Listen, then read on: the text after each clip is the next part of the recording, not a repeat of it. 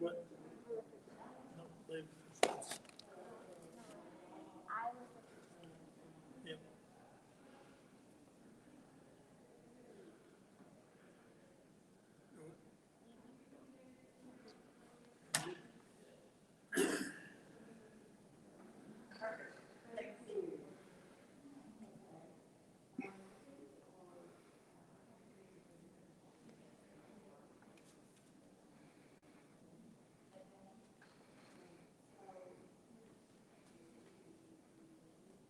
Did you have any pets?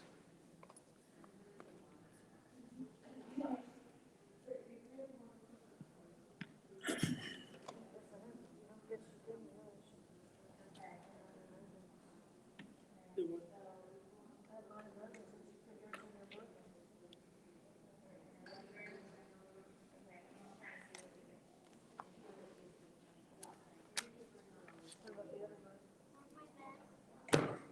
All I need was book right, Louis, you want one?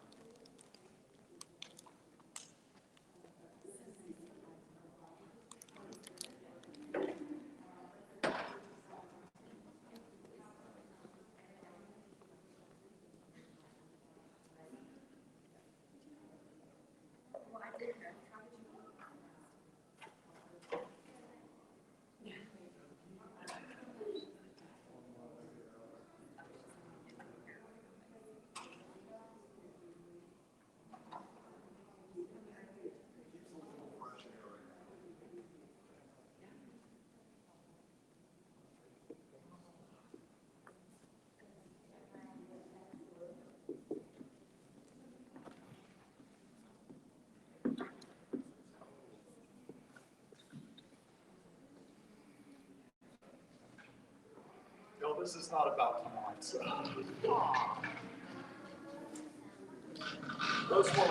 Those were collected topics from our group for our morality class.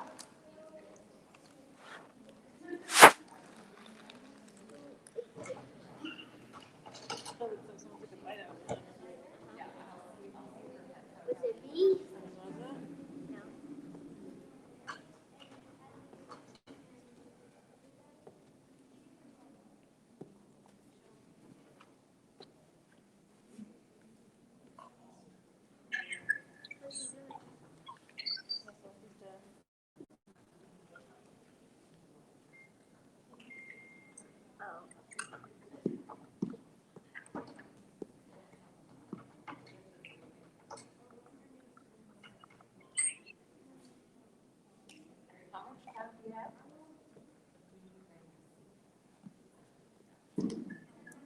Not as much time as I wish I could. Good evening, everybody. So, apologize for running a little late this evening. That's been my day today. So I hope that y'all had a good ball break over the last week. And so today we're going to jump back into kind of the unfolding of our exploration of Catholicism. So 2 weeks ago, we looked at some of the big questions that we human beings ask. And tonight we're going to move into one of those key questions, which is the question of who is God? And it's probably one of the most important questions that any of us ever answer in life. So I want to start with a quote I heard many, many years ago. The God that you know is not God.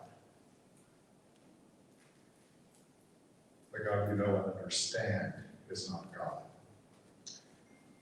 And the reason the person made that observation was because the human brain is so limited that even at our very best, the mystery of God is always greater than we are. So there's a funny story about St. Augustine.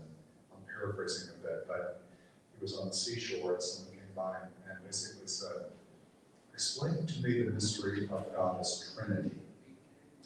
And Augustine said, "You see that little boy over there getting his little pail of water and trying to take the ocean and pour it into a little hole in the sand." He said, "I could have successfully explained to you the mystery of God as that would have put the entire ocean into a hole in the sand." That's how limited we are in understanding the mystery of God. That said, from the very beginning of human history, the earliest reaches of humanity, and every culture that we're aware of, when you look around the globe, no matter how simple they are, there is evidence of what you might call today, we would use the word religion, that develops in almost every universal human culture. And that religious awareness, which is part of the human person, an intrinsic part of us, I would say, means that even very simple human beings, whether they were developing culturally, they had this awareness of what we would today term holy mystery.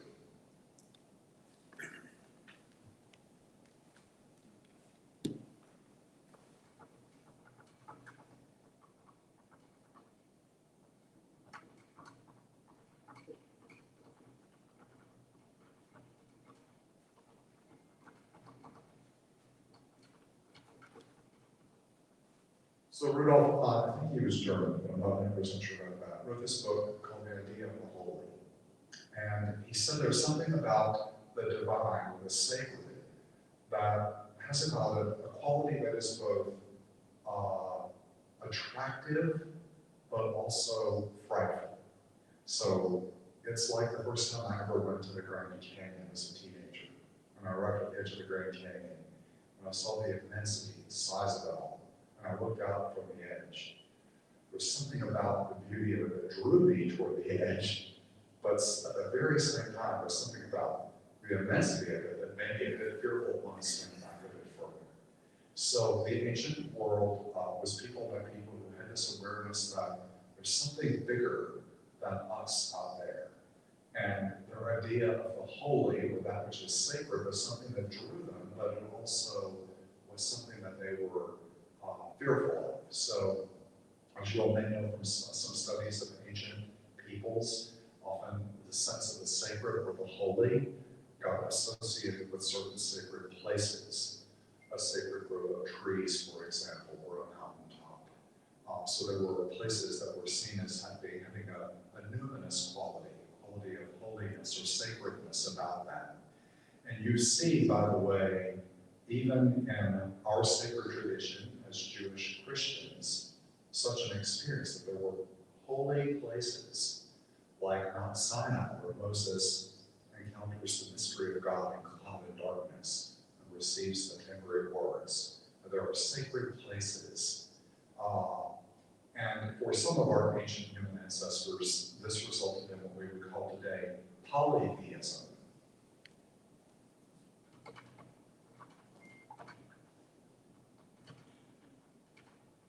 So a belief that there were many divine realities out there. So in some ancient cultures, you find, a belief that there was a god of the storm, a god of the forest, and a god of the sea, and so forth. So there was a realm of holiness or sacredness or power that was greater than the human person or our community that affected human beings, and in many ancient worlds, as you know, required sacrifices. So you had to offer something to appease the anger of such deities when they had been offended. And even in so-called classical societies, you'll probably know the history of like Greece and Rome, they had a whole pantheon of gods. So Neptune, the god of the sea, or Apollo, the god of the sun, or Aphrodite, the god of love, and so forth. So they would have gods or goddesses that represented various facets of this divine mystery. So somewhere along that path of human development and in our ancient tradition as Jewish Christians, there is a pivotal moment in time that the sacred scriptures celebrate of a pivotal encounter with the holy mystery of God. And I want to really focus on this particular encounter because I think it has a lot to say to us even to this very day. And it's the moment in time when our Jewish ancestors point to say this is the moment in time when God revealed God's sacred name. So we're going to take a peek into that moment and the unfolding of our own faith story as a tradition that has great ancestors, as it were, our Jewish parents. And I want to start, and so by the way, I always, every single year, I forget to say this ahead of time, but from this point forward in your journey with us on the path through the Rcia process, it would be great to bring a Bible. So if you have a Bible, please bring it. And we will be giving Bibles at some point. We always do that every year. So that will be coming up, but in the meantime, if you have one, bring it. If you have the New American Bible, that's a good one that we're using in our liturgy as Catholics, so you can read along with. Now, the text I will read from tonight is an older translation of the New American Bible, but it's a fairly well-done English translation. One of the reasons I like it, by the way, is very simple because it's big print. So it's a bigger volume. So I want to start with this. It's chapter 3 in the book of Exodus. Meanwhile, Moses was tending the flock of his father-in-law, Jethro, the priest of Midian. Leading the flock across the desert, he came to Horeb, the mountain of God. There, an angel of the Lord appeared to him in fire, flaming out of a bush. As he looked on, he was surprised to see that the bush, though on fire, was not consumed. So Moses decided, I must go over to look at this remarkable sight and see why the bush is not burned. When the Lord saw him coming over to look at it more closely, God called out to him from the bush, Moses, Moses. He He answered, "Here I am." God said, "Come no nearer. Remove the sandals from your feet, for the place where you stand is holy ground. I am the God of your father," he continued, "the God of Abraham, the God of Isaac, and the God of Jacob." Moses hid his face, for he was afraid to look at God. Powerful moment in the story of God reaching out to reveal himself to Moses. Now, you may or may not know this, but when we look at our Jewish ancestors, the great Jewish tradition, if you ask who is the greatest figure in all of their tradition, Moses. So this is a pivotal moment, Moses and the Lord. As it were, face to face on Horeb, the mountain of God. And this moment of encounter, what did you notice about it? Did you notice elements of what Rudolph Otto called the holy, the numinous mystery that draws us in? It's fascinating, but fearsome, pushes us away. What did you notice? If you have it's not just a rhetorical question. If you want to answer, you can. Just pull your hands down and say it. What about this moment drew Moses in? Something about the bush that's on fire, that is not destructive, doesn't burn things up. It draws Moses. The mystery of God is drawing us. There's something sacred about God. Come no nearer. This is sacred ground. Take your shoes off. In the East, you always take your shoes off when you enter holy places. So, and I know people who live for a while in China, they're Americans, but when I go to their home for dinner, they say, "Do you mind taking your shoes off when you enter our home?" So, they have this great respect for the place of the home. So Moses has to take his, and then it says Moses was afraid to look at God. So he hid his face. And yet it's interesting, in all of the Old Testament, the tradition is no one may see the face of God and live. No man may see God's face and live. And yet, it will say at other places in the Old Testament that Moses used to meet with God face to face, like friends. And at one point, you have this marvelous story about Moses asking God to see God's face. And God says, "Okay, hide your face, hide your eyes for a moment." And when Moses opens up his eyes, he sees the backside of God disappearing down the way. There's something about the mystery of God that is very intimate with Moses, but also preserves that great holiness of God. So someone asked me not long ago, Father, why does the Old Testament so often talk about the fear of God? So our good church fathers made a wonderful distinction. There are different kinds of fear. So there's what we might describe as craven fear, like when I'm walking down the trail in the park and I see a rattlesnake in front of me, and I have this surge of fear gripping my body and I jump back away from it. That's a healthy human reaction of fear. Why? Because that thing could hurt me or kill me, right? So that's why we have fear as human beings, so that when we experience dangers, we move away from them. So that is not the same as what we call the fear of the Lord, which is better described as awe or majesty at this greatness of the presence of God. Sort of like, I really know this Grand Canyon is so immense and big. I don't want to get too close. I don't want to fall into it, right? But it's not the same as the terror that comes from craven fear, if you want to put it that way. So, all right, so the first moment of profound encounter. Let's hear what happens. So Moses has now hidden his face. He's afraid to look at God. And I'm moving into verse 7 in chapter 3. But the Lord said, and I want you to listen for verbs. Try to see how many verbs you count. And the Lord said this, I have witnessed the affliction of my people in Egypt. I've witnessed it. I have heard their cry of complaint against their slave drivers. I know well what they are suffering.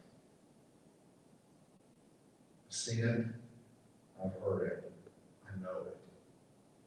The word know in Hebrew, yada, is a word for intimate knowing. So in the Old Testament it says Adam knew his wife Eve and they begot Cain. So knowing is intimate communion of love.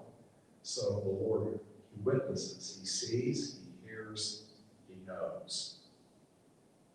I know well what they are suffering. Therefore, I've come down to rescue them from the hands of the Egyptians and lead them out of that land into a good and spacious land, a land flowing with milk and honey, the country of the Canaanites, the Hittites, the Amorites, the Perizzites, the Hivites, and the Jebusites. So indeed, the cry of the Israelites has reached me. I have truly noted that the Egyptians are oppressing them. Come now, he's saying this to Moses. I will send you to Pharaoh to lead my people, the Israelites, out of Egypt. How many verses did you come up with? Anybody keep track? What did it make you think of when you heard how God responded to the suffering of this enslaved people in Egypt? What did that make you think of? Like a parent, yes. Yeah, when your child is in trouble and you know it, every part of you is tuned in, isn't it? You hear it, you see it, you know it. You are moved to compassionate empathy.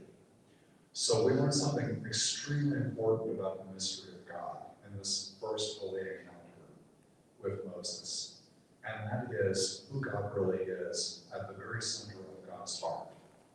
God is a compassionate God who is moved with empathy for the suffering of his enslaved people. So there is in God a powerful tenderness towards suffering humanity. And not only does God have empathy and compassion, but God is going to act and do something about it to liberate. So he is not going to leave them trapped in slavery and with the Egyptians. God is going to decisively act.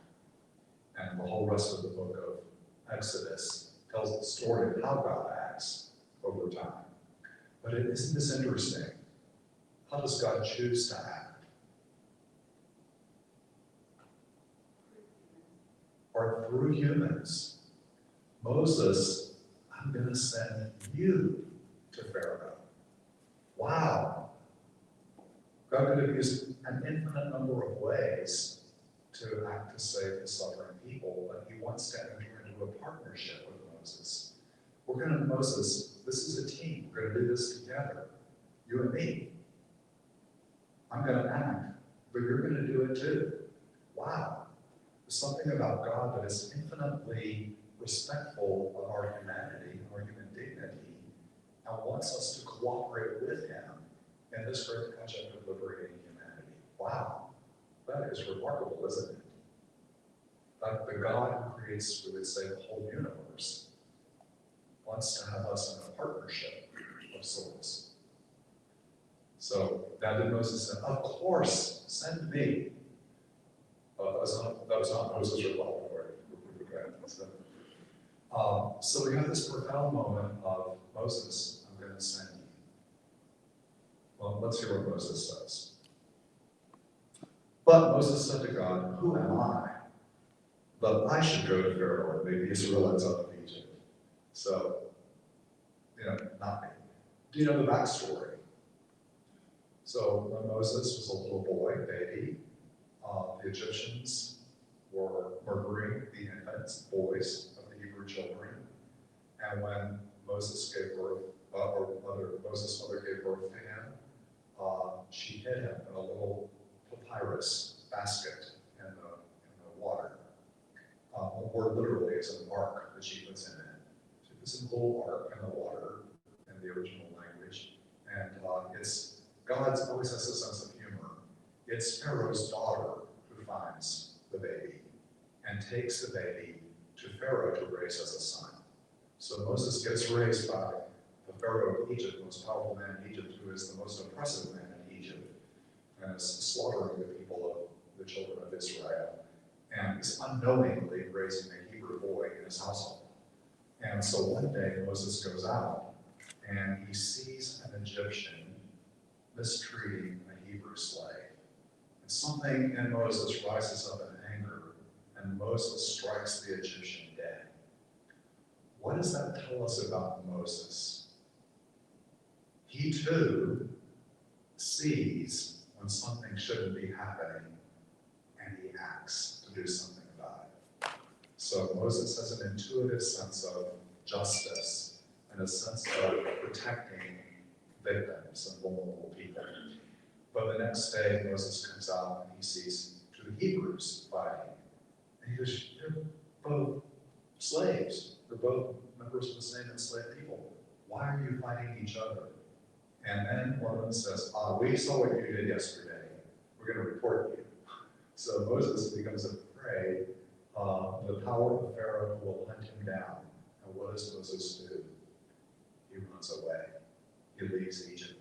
And that's why he's in the land of Midian. He finds a wife there and he's being a shepherd and goes out to water the sheep. And that's when he's on his escape journey, escaping from his responsibility, if you want to put it that way.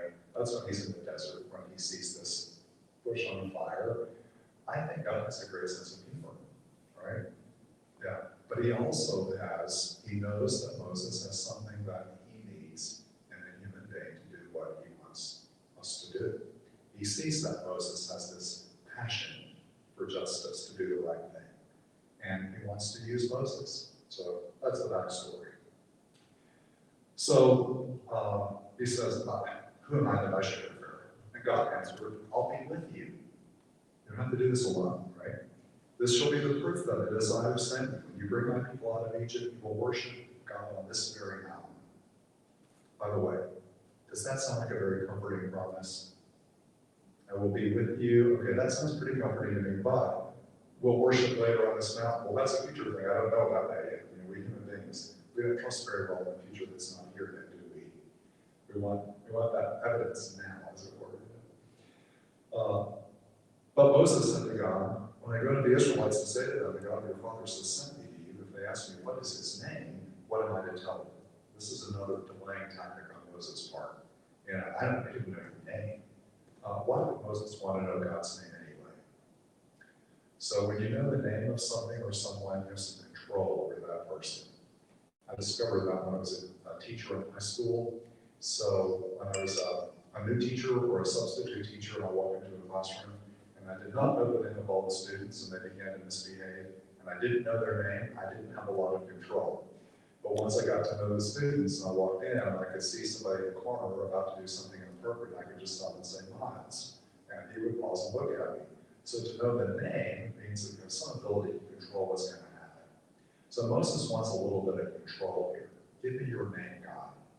I love that about Moses. And God replied, I am who I am. Then he added, this is what you shall tell the Israelites. I am sending you.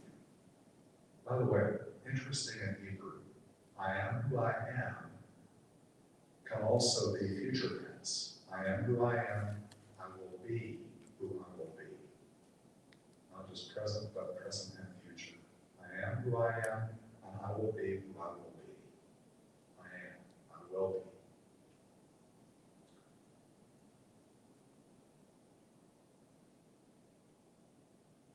Then he added, this is what you shall do.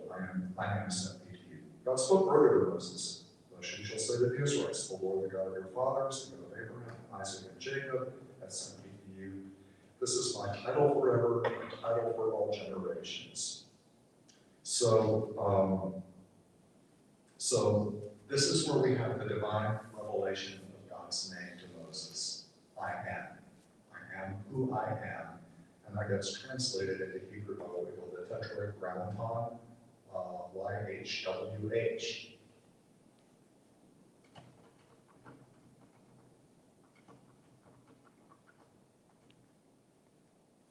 Yahweh, literally, it means I am. And this is the sacred name of God revealed to Moses. So sacred was it considered that even though it gets printed in the text, the Masoretic text, whenever it is read aloud, they will not speak the name of God, but say the Lord instead, Adonai, as a substitute for saying the sacred name of God aloud. And you may know that only once a year the sacred name of God was spoken, and only by the high priest, only in the Holy of Holies in the temple on the Day of Atonement, the sacred name of God was then spoken. So remember, what is the first and greatest commandment? You shall have no other gods besides the Lord your God. And as you go further in, you shall not take the name of the Lord your God in vain. So sacred is the name because the name is the identity of God, who God is. So to reverence the name of God, hallowed be thy name, is hallowing God himself. So name and identity are connected. Just like my name says something about who I really am. Notice also in the book of Genesis that when the animals are created, God gives Moses the ability to name the animals. So it establishes a connection with the animals, but also dominion over them. And that's one of the most precious things that parents do, right? Is you choose names for your children. So this whole thing about the name of God. I will say this though God reveals something to Moses about this, I am who I am, or I will be who I will be, there's also that continuing promise, I am with you, Moses, I will be with you. It also keeps the mystery of God intact. It doesn't reveal God in such a way that now Moses can control this encounter with God at all, quite the opposite. So the name of God is not only a revelation, but it's also a mystery. It keeps the mystery of God intact and alive. So if any of you have been serious about their spiritual journey, you've probably experienced similar moments and desires to wish to control encounters with the mystery of God, and also an awareness that God is always bigger than you think and never shows up quite the same way again. So there's something about God that is always bigger and better and more mysterious than the poor human brain can comprehend.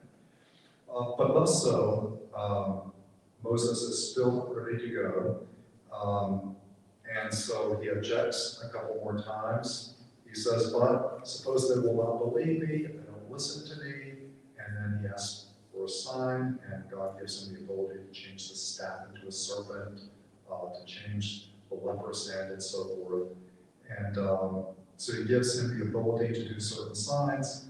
And even after that, Moses says to the Lord, if you please, Lord, I have never been eloquent, neither in the past nor recently, nor now that you've spoken to your servant, but I'm slow of speech and tongue. Others, I am not going to do a very good job because I'm not qualified for this job. So I love the way Moses resists God. And then the Lord says he would send him Aaron to be his spokesperson. And then Moses says, if you please, Lord, send someone else. So there are 5 or 6 objections. And finally, God says basically, go, be on your way. So it's very interesting. But this intimate partnership between God and Moses, which the purpose of which is to liberate humanity, is telling us very much about who God is and our tradition as Hebrew, Jewish, Catholic Christians. So though we see a fulfillment in the New Testament, it does not replace the Old Testament. It brings it to fulfillment or fruition. So everything we learn genuinely about God in the Old Covenant is deepened and perfected. Remember, Jesus said, I did not come to abolish the law, but to fulfill it. Now, in the Old Testament, there are 2 words that are used most often to describe the mystery of God. In Hebrew, they are hesed and emet.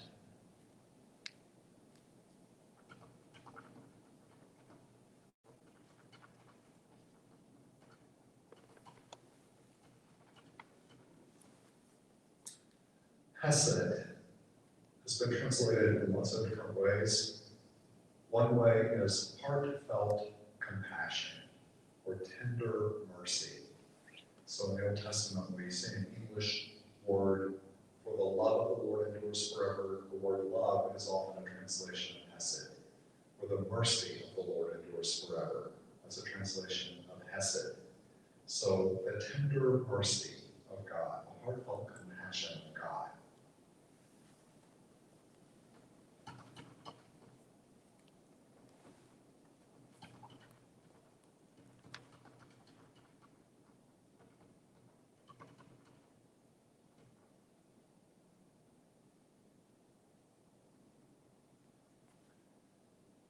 It's what we were talking about a minute ago. When a mom or a dad knows that their child is suffering, and you have heartfelt compassion and tender mercy for them in their suffering, that's the chief attribute of God.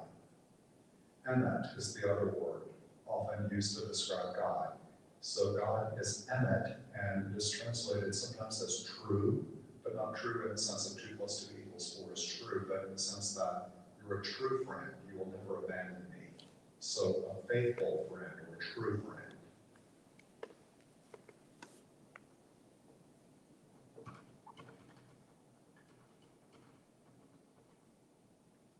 So when we translate it faithful and true, like a true friend that stands by you no matter what. So you put these two qualities together to say a lot about the mystery of God. God is a God of hesed, heartfelt mercy, tender compassion, faithful and true to us no matter what. It's interesting, but we have this way of forgetting the most important things in life sometimes. And so sometimes people in their own minds have created an image of God in their brain that is not who God really is. God is the angry God, judgmental God. So much so that sometimes people think that that's the main attribute of God is always angry about everything, never good enough. The perfectionist, someone called this ambush theology. Believing God was just waiting for us to mess up so he could get us. Interesting, Pope Francis, in his writings, that theme keeps coming up over and over again of the mercy of God. And so much so that he says at one point, it is the chief attribute of God. And that's a very correct reading of the Old Testament, actually. So it's interesting that Pope John Paul II instituted a feast of divine mercy on the Sunday after Easter, and really focused on mercy in one of his first encyclical letters, the Father of Mercies. That Pope Benedict continued that focus on mercy, and Pope Francis has continued that reflection on mercy. The core of it is right here in the very beginning of how God reveals himself. God of heartfelt compassion, intimately concerned with our human suffering, and desire to doing something about it. So if we fast forward into the New Testament, we Christians believe that this God, who first revealed himself to Moses in an intimate way of his divine name, we say boldly that this God the Word, the Son, became human so that we could see the face of God, God's heartfelt mercy, so that God fully and truly became human in Jesus of Nazareth. And if you want to spend a little time reading something even more profound than Moses' encounter with God, take the prologue of the Gospel of John. The Word was with God, and the Word was God. In fact, let's look forward a bit on this.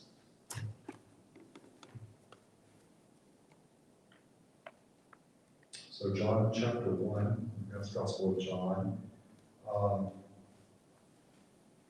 Note the resonances with Genesis. In the beginning was the Word. How does God create the universe in the beginning? God spoke and said, and it was. God creates the universe through Word. So John's Gospel says, in the beginning was the Word. The Word was with God, and the Word was God, present to God in the beginning. Through him all things came to be, and apart from him nothing came to be. Whatever came to be in him found life, life for the life of humanity. The light shines on in darkness, a darkness that did not overcome it. And you go on down through in verse 14, it says, the Word became flesh. And the literal translation from the Greek is, and pitched his tent among us, tabernacled with us.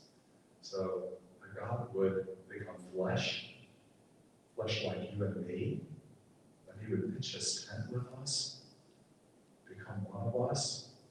Did y'all ever hear that song from a Kentucky music artist, What If God Was One of Us? It was a really catchy tune back in the 90s.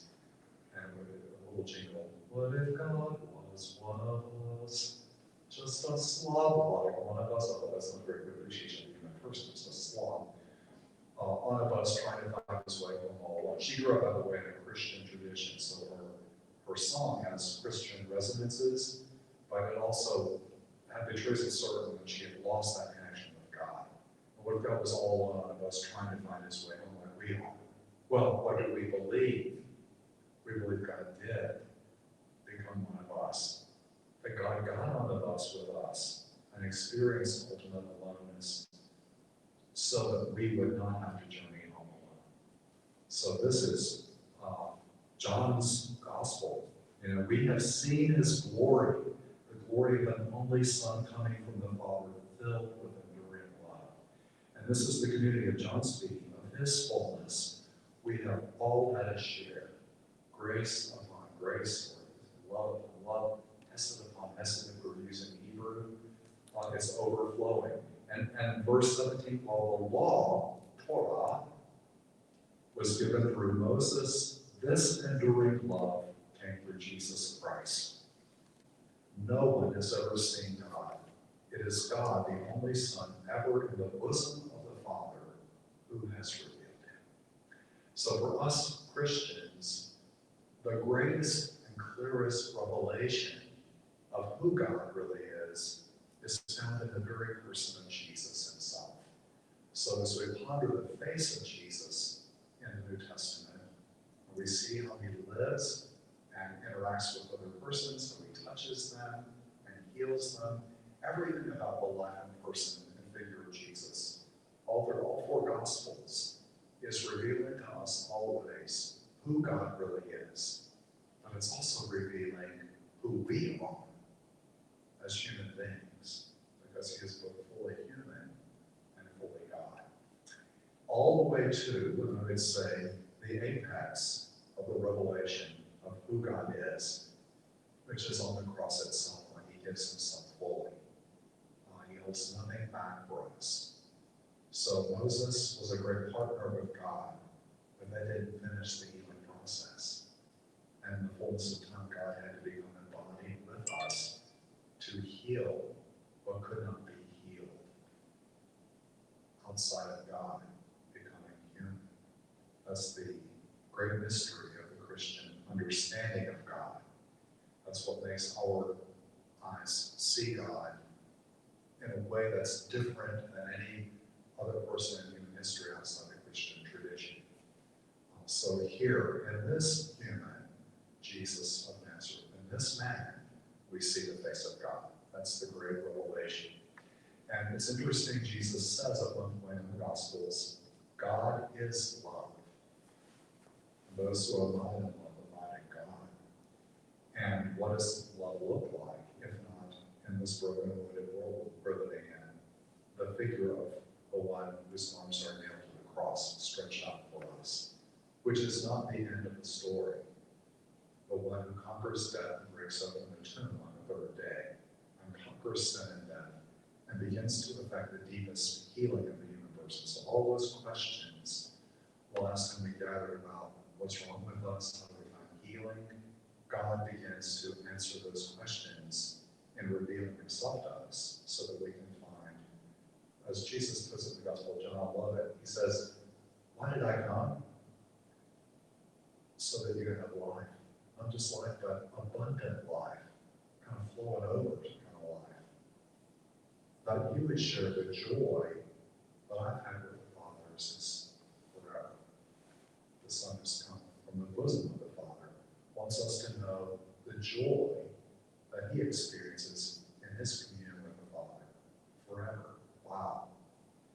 But that also answers other great questions, doesn't it? Why were we created? What are we here for? Where are we going? All of those great questions have an answer when you begin to ask the question, who is God? Now, all that said, all of our language about the mystery of God is always what the great theological tradition has called the language of analogy. It's the language of poetry and metaphor.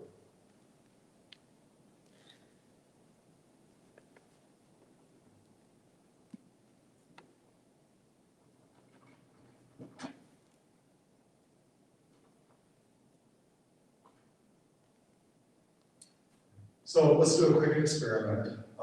So I asked you, let's name God in a way. What names would you give for God? Who is God for you?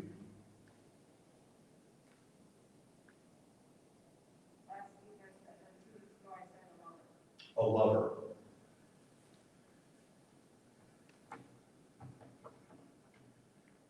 Other names for God. Savior. Savior.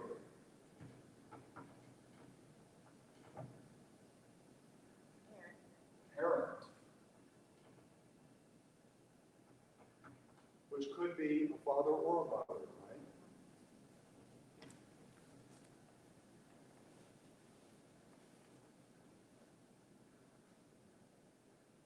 King. King.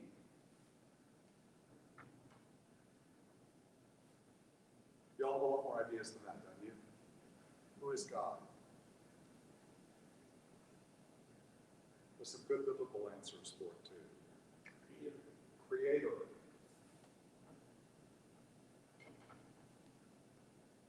Usually I have about 30 or 40. Or Redeemer. All right, Redeemer. Good. Friend. Friend.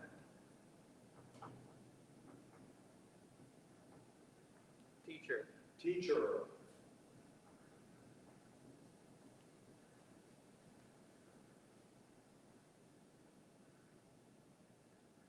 What else? Who is God for you? Who do you speak of as God? How do you describe God for yourself?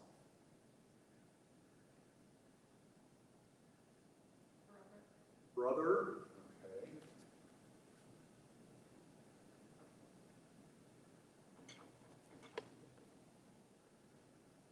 The Almighty. The Almighty.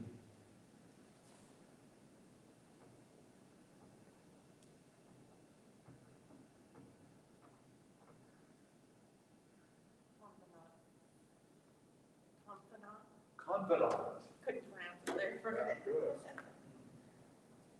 A confidant.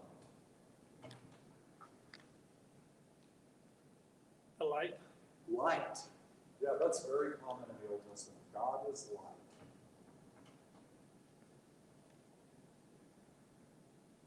Provider. Provider.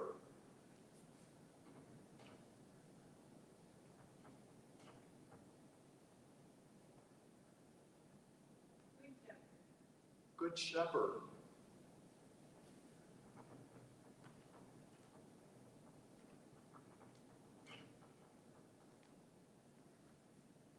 The healer. Healer.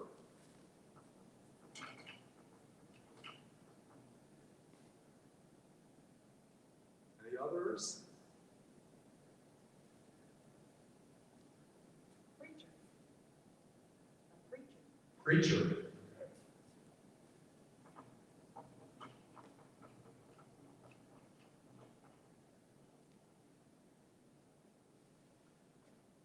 There's so many images that try to describe God throughout the sacred scriptures. God is my rock. God is my refuge.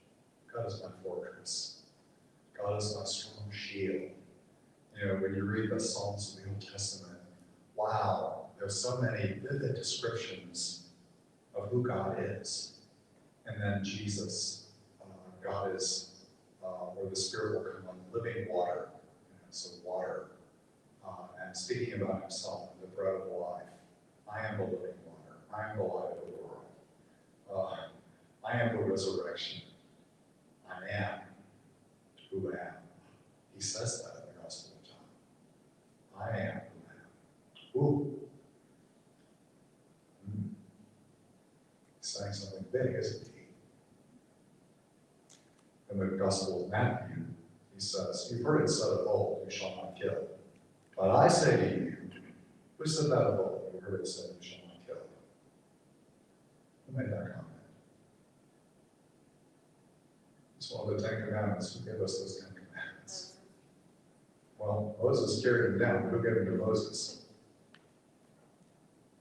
They were written on the tablets by the finger of God, right? Yeah, the 10 Commandments come from God. So Jesus says, you've heard it said of old, you shall not kill. Who said that of old? God. But I say to you, who can add to what God has said? God alone, right? So even hidden in this ethical teaching in the Gospel of Matthew, Jesus is speaking with authority, the authority that only God has.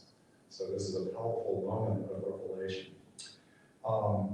Now, when I speak about all language about God, it's analogy.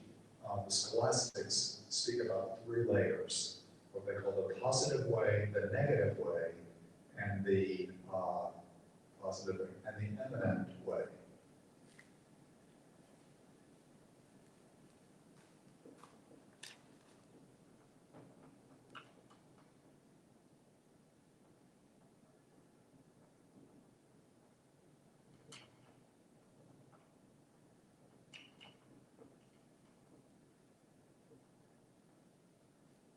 So what they say is, when we use language to talk about who God is, we're using first what we call the via positiva, the positive way, which is to use things that you and I understand in the created world that we understand to say something about the infinite mystery of God.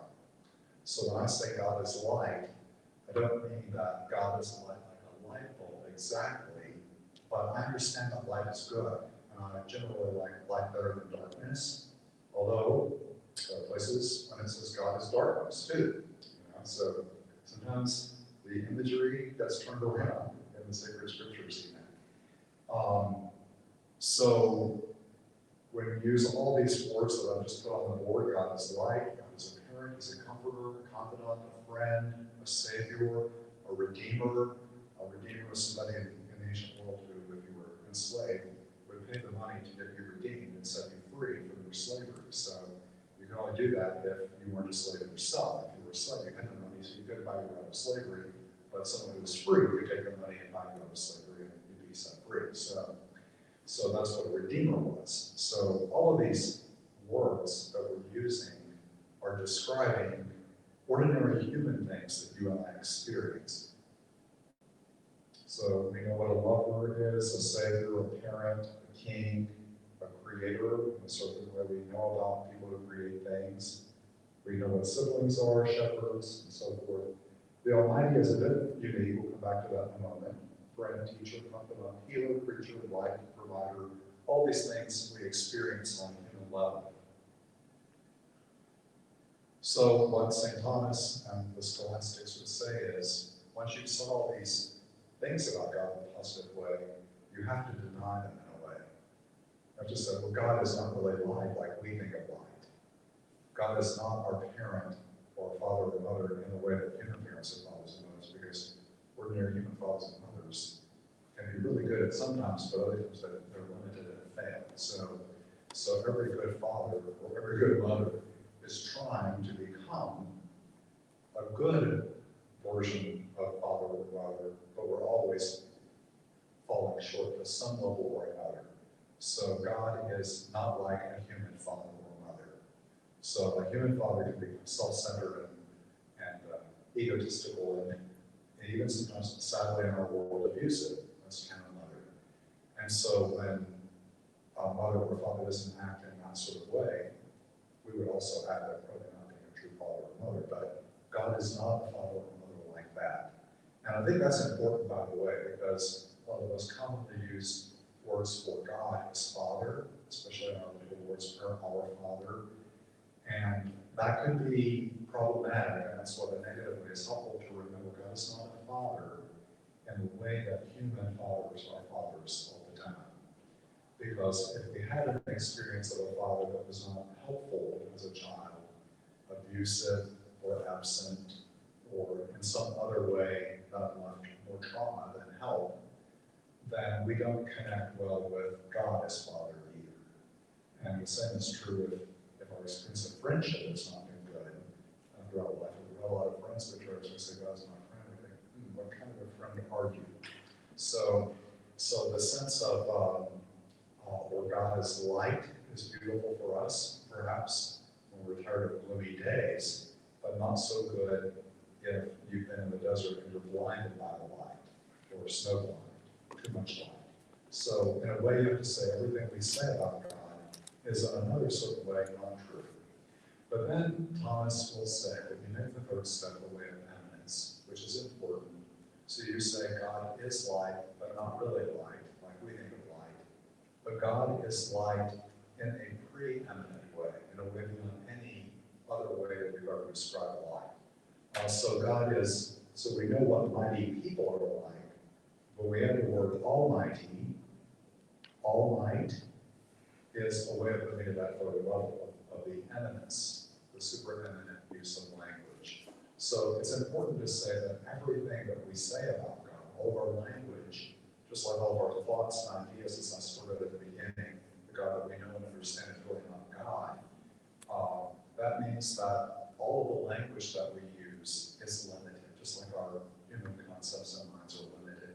And yet, it is necessary that we are related to and connected with the mystery of God. So we have to speak of God and use language and to describe God as best we can based on our encounter with the living God.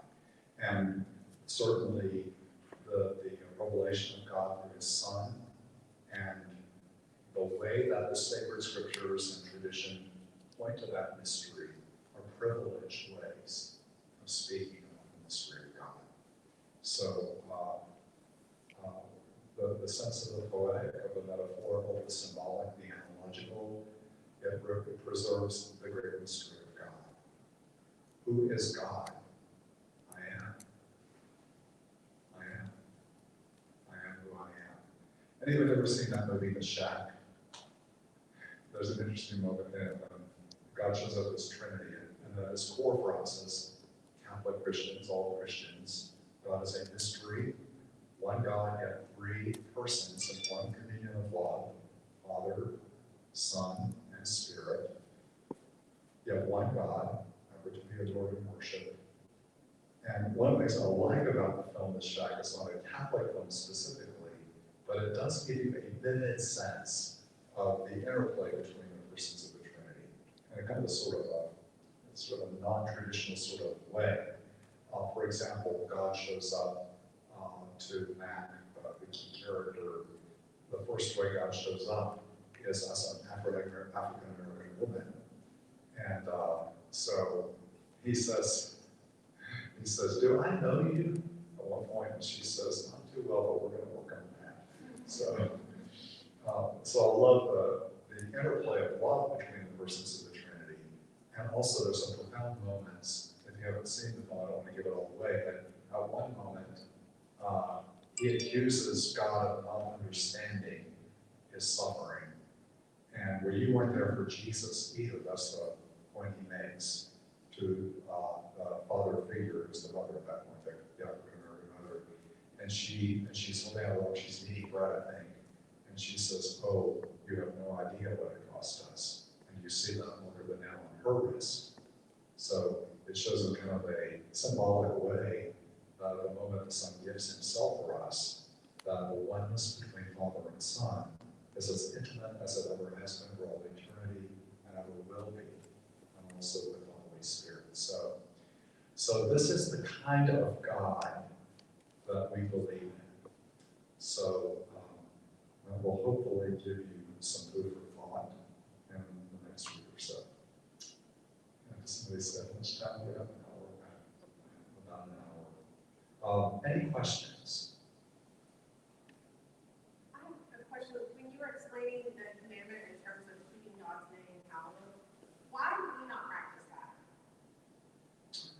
So not keeping the name of God hallowed in terms of why do we say Yahweh, for example?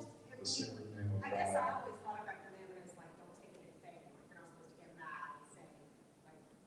Right, that would be an example of using the name of God in vain. Right, and I guess the way you explained the commandment, it felt more like. It's we should honor the respectful name and keep it holy. because it's God Himself that we're keeping holy. So the name is God, you know, it represents God. So to have respect for the name of God is to respect God's self.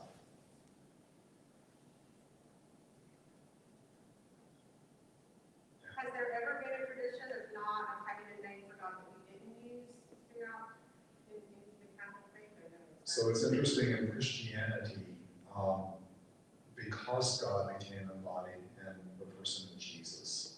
For us, Jesus is the name above every other name. And we say every creature under heaven and earth will bow at the name of Jesus. So we have this reverence for the very name of Jesus. And in the Christian tradition, the Jesus prayer has been a key tradition, Lord Jesus Christ, Son of the living God, have mercy on me. Or any form of repetitive use of the name of Jesus is the core revelation. And what does Jesus really mean? It means the very name Jesus means Yahweh saves. So Steve is an emergency alert. It's an Amber Alert, isn't it? Yes, okay. Let's pray that they find that job. So it's going to fit in for a theme tonight, right? Seeking out the lost child who might be in peril and need help, being helped, rescued. So,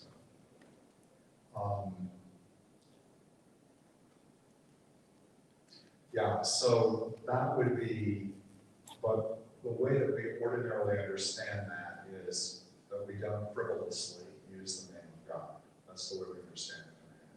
Okay, that helps. because But we use it it's respectfully. worded in the Ten Commandments now. And And in I prayer. And in prayer. wasn't sure how to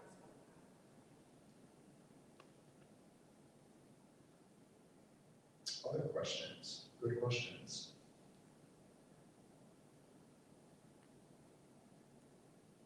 All right, I think that our friends who've been joining us online, some of them are going to go into their Zoom meeting now, right? And we'll move to our question reflection time. So